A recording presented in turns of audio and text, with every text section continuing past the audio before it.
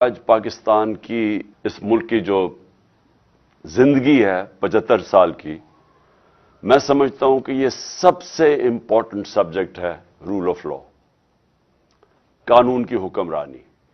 اگر میرے سے کوئی پوچھے نا کہ وہ کون سی ایک چیز ہے جو ملک کو جس دلدل میں ہم دھستے جا رہے ہیں اس سے نکالے گا، وہ ہے رول آف لا۔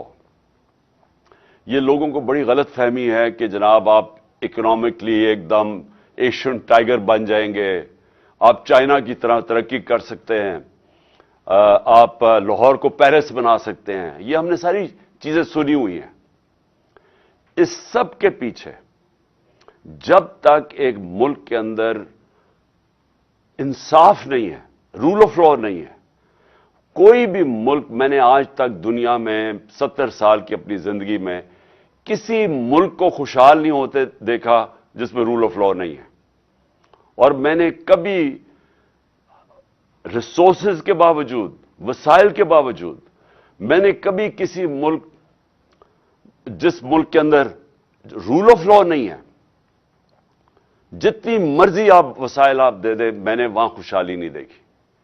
تو پاکستان، اگر آج ہم ذرا دیکھنا چاہتے ہیں ہم کدھر کھڑے ہیں، میں جتنا پاکستان میں رول آف لا کی دھجیاں پچھلے 8 مہینے میں اڑائی گئی ہیں، یہ میں نہیں سمجھتا کہ پاکستان کی تاریخ میں ایسا ہوا ہے۔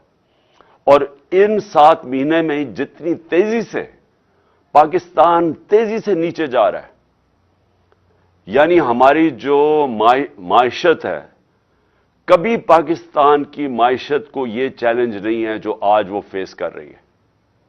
ہمارے ملک، جو چھوڑیں کہ پاکستان کے لوگ کیا کہہ رہے ہیں، پاکستان کے لوگ، جو بزنس کمیونٹی وہ کیا کہہ رہی ہے، کسان کیا کہہ رہا ہے، بزنسز، مزدور، کوئی بھی طبقہ لے لیں وہ آج کیا کہہ رہا ہے، وہ سب آج خوف زدہ ہیں۔ یہ ہمارے لیے سب سے تشویشناک جو